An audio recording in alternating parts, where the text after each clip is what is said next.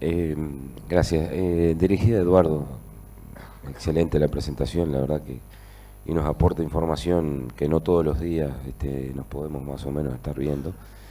Yo tengo, la pregunta es bien concreta, pero tengo todo un preámbulo que voy a hacerlo. Digo, yo sueño, y sueño nada más que sueño, con que tengamos un sector, una cadena arrocera que tenga una meta muy muy ambiciosa, y capaz que este no es el momento, pero también estos son los momentos de crisis para plantearse horizontes y tener la vista puesta en un horizonte largo. Y me imagino el sector arrocero que pueda llegar a un PBI, póngale, de $1.000 millones, que hoy se vería como un horizonte lejano. Pero algunos componentes para alcanzar eso creo que los estamos transitando. Nos falta, por supuesto, muchísimo para llegar tal vez a las 200.000 hectáreas que supimos tener. En definitiva, eso significa que tenemos esa infraestructura, no la estamos utilizando en este momento. Tenemos genética que parece que nos está llevando y en el futuro bien cercano nos va a poner unas 9 toneladas de promedio a nivel del país, y eso es un componente de ese sueño. El otro componente de este sueño es que podamos tener en la estructura y en la carpeta de variedades que ustedes venden arroces de más valor. Y entre ellos, y es la pregunta concreta, es cómo ves, porque no te escuché mencionar, lo que son estos nichos, no nichos de mercado de granos medios, granos largo ancho, granos aromáticos. Y para el trabajo en el mejoramiento genético es muy relevante, porque nosotros estamos poniendo mucho esfuerzo en eso, estamos poniendo muchos chumbos allí, y que va de la mano de una demanda de la industria que nos está golpeando la puerta un día sí y el otro también, por ese tipo de materiales. Eso concretamente es la pregunta. ¿Cómo ves esos nichos, esas calidades, y cuánto nos podría, no sé si movernos la aguja, pero yo pienso que sí? Uno de los productos que en mi opinión tiene alto valor agregado y que para Uruguay ya está todo armado es el parbolizado. El producto parbolizado es altamente nutritivo, hay mercado disponible, no hay que hacer nada nuevo. Después, en cuanto a las variedades, ya se ha trabajado en una experimentación con Innov, que no ha funcionado del todo bien para el parbolizado. Pueden venir otras variedades que se experimenten también. En el momento, el paso rotundamente es el buque insignia, ¿no? El parbolizado, el paso de origen uruguayo es el buque insignia.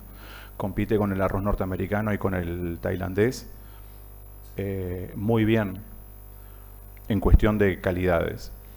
Después, en cuanto a variedades entre granos cortos o granos largos, sin duda el grano corto no me animaría a especular, pero con granos medios creo que sí puede haber más oportunidades que con granos cortos. El problema de los granos cortos es que los mercados que consumen este tipo de productos están altamente protegidos. Y mientras no tengamos los benditos acuerdos comerciales que nos protejan a nosotros también, no vamos a poder entrar. Mientras que con granos medios creo yo que sí hay un mercado un poco más amplio. En granos largos, rotundamente, bueno, el Olimar hoy en día es la estrella de la fiesta para los mexicanos y para algún otro mercado también. Bueno, ¿había alguna más? Si no, hacemos la última y seguimos con los comentarios. Para Eduardo también, muchas gracias por la presentación. ¿Cuáles son los principales indicadores que están mirando las certificadoras esas que mostraste? En términos generales. Sí, hay algunas diferencias entre ellas.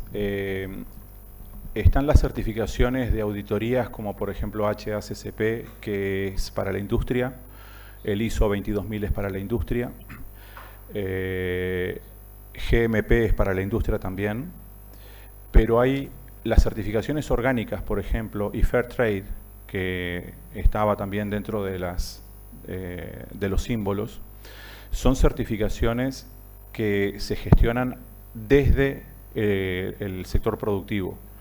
De hecho, Fairtrade es una organización que favorece a los productores y cooperativas, o sea, productores pequeños y cooperativas, principalmente enfocados en rubros como el café o tal vez algo de azúcar, el cacao, y hay algunos pocos productores de arroz también que están certificados Fairtrade. De hecho, Uruguay tiene la primera certificación Fairtrade de hace muy poco tiempo para la miel. Es una cooperativa apiaria que fue certificada hace poco, Fairtrade. La oportunidad del Fairtrade es entrar en mercados principalmente en los europeos, con una gran ventaja de precio. Es poco el volumen, lo sabemos, pero es una gran ventaja de precio y podría equipararse más o menos al orgánico. La certificación orgánica tiene la característica que aquí se puede certificar un producto orgánico, pero el certificador, la entidad que certifica en el origen, tiene que estar validada por el mercado de destino. Si no está validada por el mercado de destino, es un lindo sello que realmente no le vamos a poder sacar partido.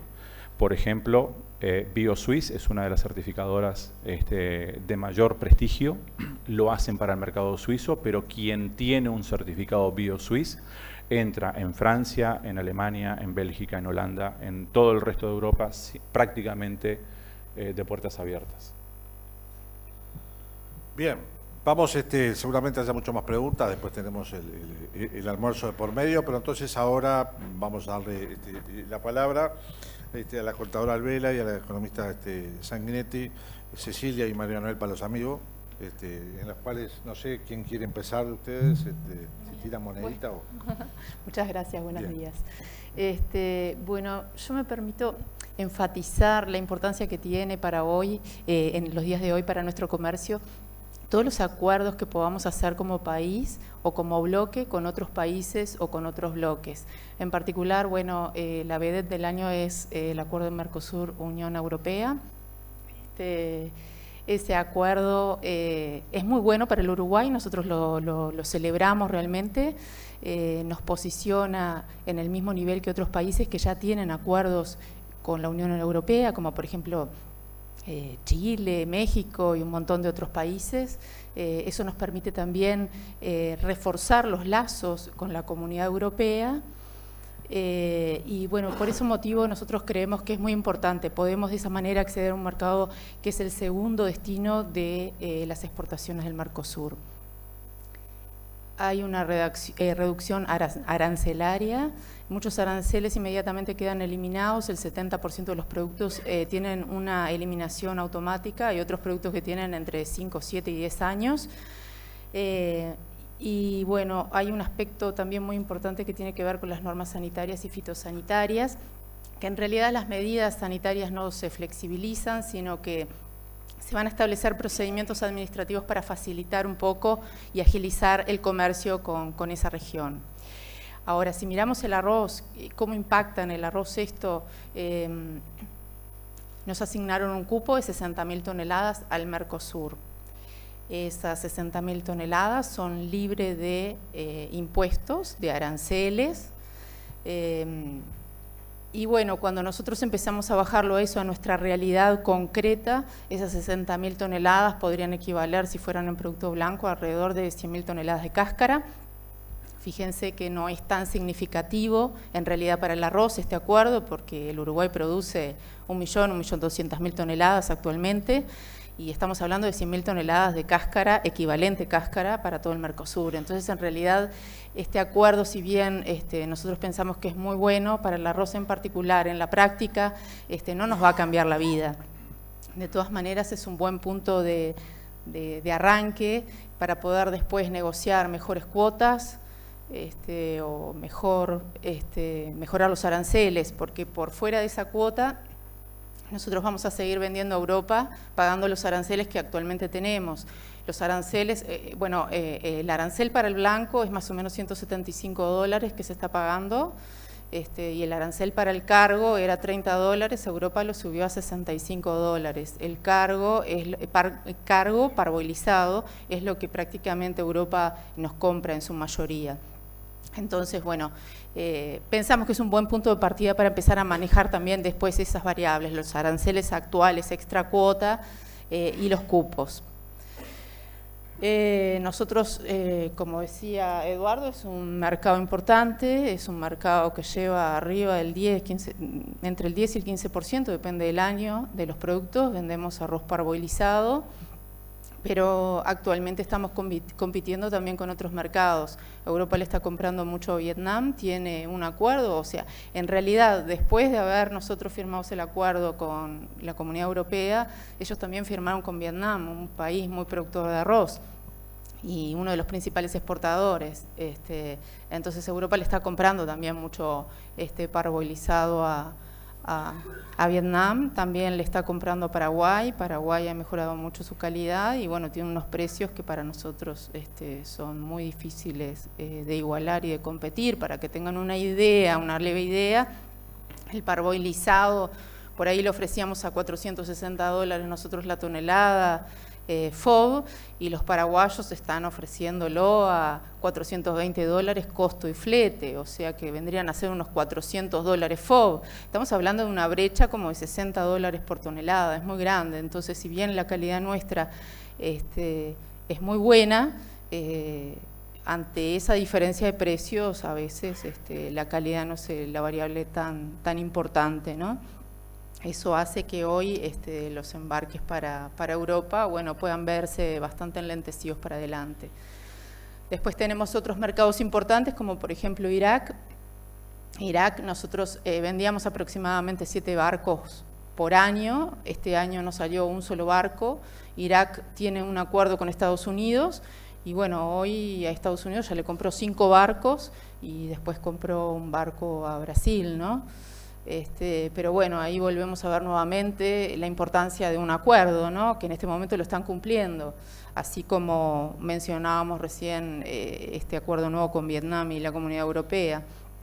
Después tenemos un mercado muy importante que es México. México sí está llevando bastante producto en forma continuada. México tiene un acuerdo de libre comercio con Uruguay y esa es una de las razones fundamentales. Si bien también es consumidor de arroz de Estados Unidos, pero bueno, hoy tiene un libre comercio con Uruguay y valora también la calidad del arroz nuestro, ¿no? Ojo también, por ejemplo, Paraguay hizo un acuerdo sanitario con México, tiene la habilitación sanitaria, pero no tiene un acuerdo comercial. Entonces, bueno, esto también es cuestión de tiempo. En algún momento, si Paraguay consigue ese acuerdo con México, por ahí podría llegar a ser un competidor muy importante de Uruguay, ¿no?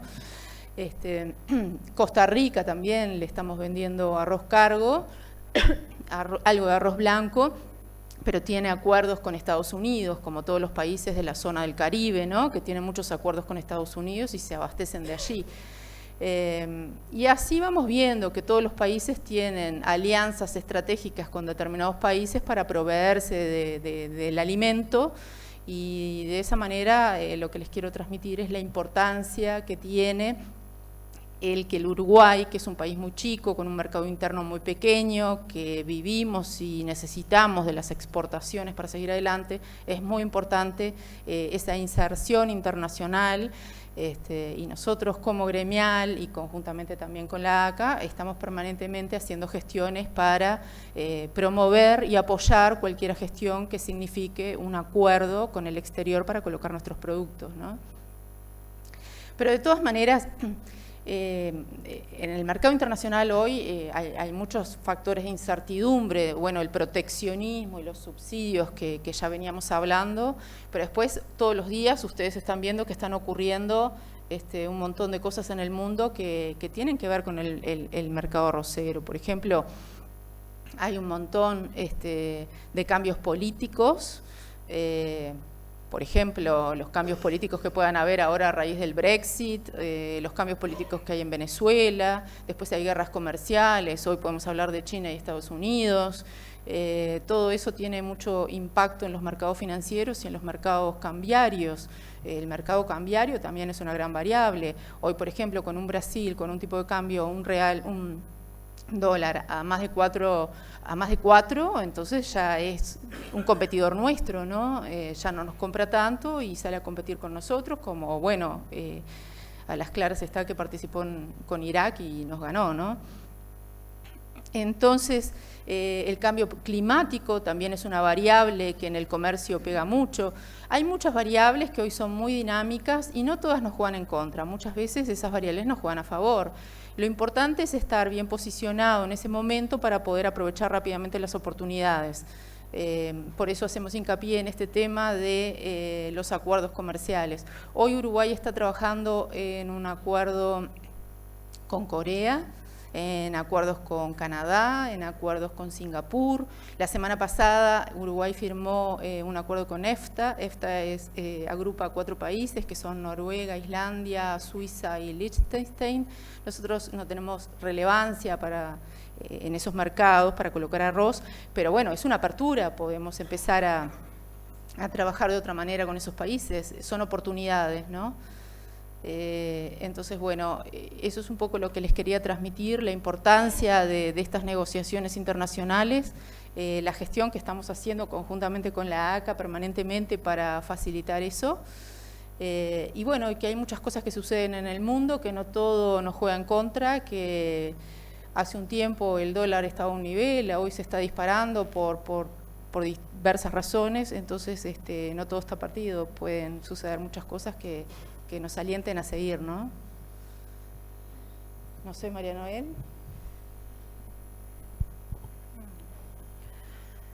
Bueno, también un poco haciendo un poco de énfasis en lo que es el Tratado Mercosur-Unión Europea por la relevancia que tiene para el sector y en el contexto de la economía.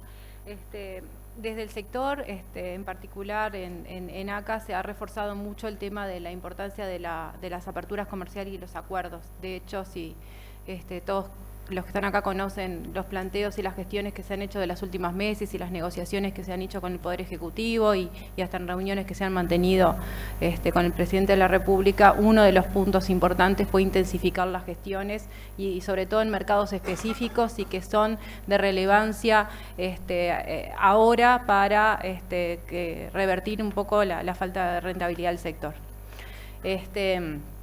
Nosotros en esos planteos que se han hecho fuertemente tenemos análisis, unos que tienen que ver con la situación actual. Nosotros entendemos que sí o sí hay que tomar medidas de muy corto plazo que nos permitan visualizar la zafra que ya estamos empezando. Y después tenemos una cuestión más estratégica y más general que tiene que ver un poco con estos análisis que hemos tenido. En relación al Mercosur Unión Europea, el sector lo ha seguido muy desde cerca, se ha trabajado, si bien la negociación tuvo 20 años, tuvo un impasse y se retomó fuerte a partir del año 2016 y desde en todas las reuniones que hubo, el sector, la gremial de Molinos y la ACA participó muy de cerca en todas las reuniones y tuvo que ver mucho con una lógica que nosotros valoramos como positivo, que fue cómo la negociación también estuvo muy vinculada al sector privado y así poder que en esos acuerdos que son de muy difícil de negociación y que tienen muchos cambios de figuritas y que son muy complejos porque tienen mucha diversidad de rubros, estar bien presentes para defender los intereses.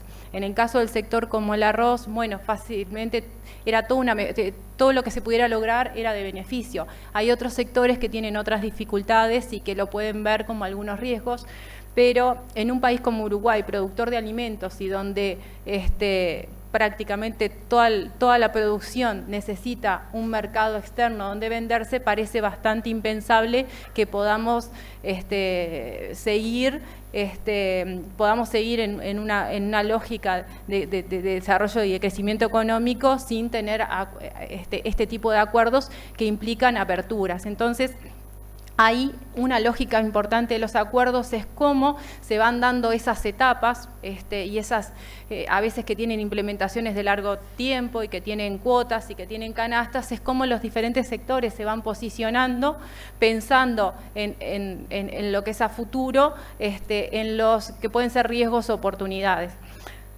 Nuestro análisis es que claramente Uruguay sin acuerdos bilaterales o entre bloques no puede pensar en una producción agropecuaria que está pensada hacia el externo. Entonces, en realidad, muchas veces los acuerdos son importantes en la medida que para determinados rubros se acuerdan o por cuotas o por tipos de productos o por reglas de origen o por denominaciones que eso permite generar medidas de protección que en caso que no existieran pueden ser riesgos más altos a tener las reglas bien definidas. Y ahí un tema que no es menor es en el contexto global de que estamos. Una tendencia aperturista y liberal del mundo que en los últimos 15 años estamos en las tendencias contrarias. Y si uno revisa la literatura económica y del comercio internacional que apuntan hacia lo que es la importancia del libre comercio, en los hechos el mundo está caminando por otros lados. Entonces, un acuerdo de la envergadura que implica el Mercosur y Unión Europea, lo que está haciendo es marcando un punto fuerte en un contexto no solamente de guerra comercial, sino de fuertes proteccionismos y cada vez de nacionalismos más fuertes que en alguna forma a los sectores como los nuestros nos terminan afectando. Entonces, muchas veces se puede llegar a analizar que una guerra comercial entre Estados Unidos y China puede generar algunas oportunidades, pero en general puede ser que sean muy acotadas y en los hechos todas esas tendencias proteccionistas a países chicos como Uruguay terminan siendo riesgos muy altos, más estructurales. Entonces, en ese es el contexto que estamos. Entonces, un acuerdo de este nivel, en definitiva, marca la importancia de tener reglas, marca determinadas cosas que tienen que ver con la defensa del multilateralismo que hoy está en jaque, y a pesar de que son sistemas sumamente complejos como es la Organización Mundial del Comercio y que tienen esas dificultades, es una significación importante. Y sobre todo como país y como sector nos están marcando una línea de decir, bueno, se están abriendo no solo lo que puede ser Mercosur y Unión Europea, ahora viene todo un proceso de negociación a la interna del Mercosur con las dificultades que todos leemos todos los días, y después sobre todo con otras oportunidades comerciales que en definitiva nos hacen a un esfuerzo muy fuerte a nivel de los sectores productivos de cómo nos planificamos a futuro y cómo hacemos un ejercicio de prospectiva fuerte para saber cómo generamos todos estos elementos que Eduardo fue mencionando en su presentación. Pero sobre todo, también tenemos una cuestión de país de cómo nosotros, cómo se generan aquellas políticas productivas y desde la lógica del desarrollo productivo que en definitiva permiten mantener determinados sectores y permiten hacerlos competitivos y con posibilidades de estar. Entonces, ahí creo que el desafío fuerte va a ser, además de la coyuntura compleja que tenemos del sector y cómo estamos haciendo los mayores esfuerzos para dar continuidad hacia la próxima zafra, cómo nos posicionamos para un mundo que va a ser sumamente diferente y que tiene que ver con muchos elementos que sí le pueden permitir a sectores como el arroz ser muy potentes y aprovechar esos diferenciales de mercado, esos otros mercados y esas alternativas, pero hoy en día entendemos que son un esfuerzo que tienen que ver con un cambio notable en lo que son la definición de políticas hacia el sector productivo.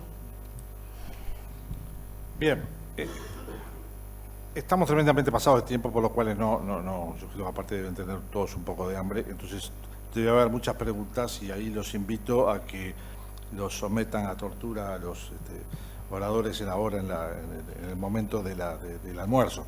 Sí voy a tener que dar lugar a una que viene de fuera, de una persona que yo ya estaba extrañando en la audiencia porque siempre tiene sus preguntas, que es el ingeniero Manuel Montes, que hace una pregunta difícil y ustedes verán cómo la contestan, pero la tengo que hacer porque él no puede después agarrarlos. ¿Por qué todas las bondades que tiene el sector arrocero, aquí enumeradas, no han podido resolver el problema que hace 5 años lo viene azotando. Hay que mentalizarse tal vez en que se trata de una situación natural de la producción de alimentos o es un tema específico del arroz. No sé quién quiere salirle a esto, puede ser comprometedora, todo lo que digan será usado en su contra, pero si alguno quiere hacer algún comentario.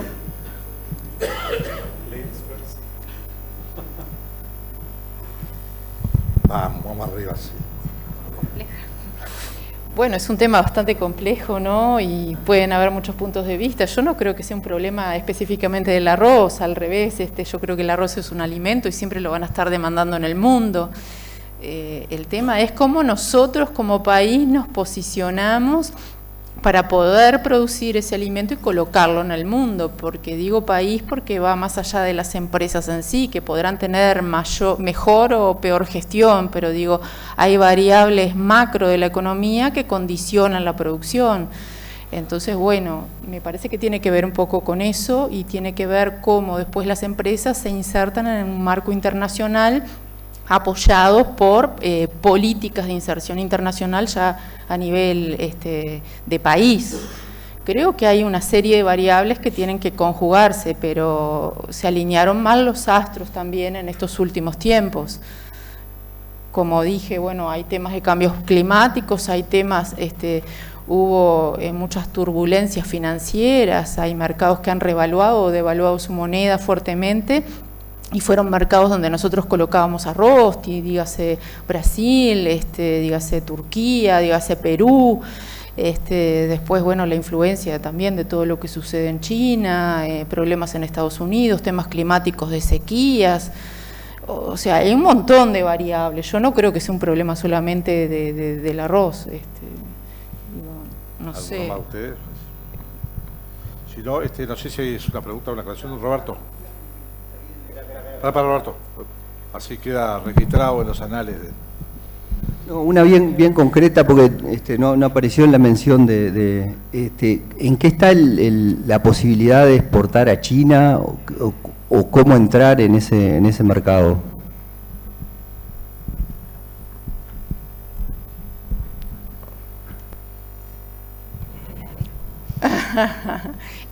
China, bueno, nosotros tenemos habilitaciones. China estuvo acá, estuvo haciendo habilitaciones a distintas plantas del Uruguay que tienen las habilitaciones sanitarias para poder exportar.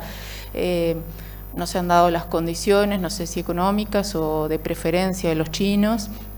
Hay que adaptarse. En su momento, en el pasado, los chinos no querían arroz secado a leña. Si ellos demandaran arroz secado a gas, nosotros secamos a gas, eso no sería el inconveniente, pero no hay volúmenes de importancia solicitados por China. Digo, es un tema de que también, es un tema de costos también, ¿no? Digo, nosotros tenemos un arroz de muy buena calidad, pero es un arroz caro y ellos están ahí en la región mayor productora y exportadora del mundo, con otros costos. Así que todavía no se dio ese mercado.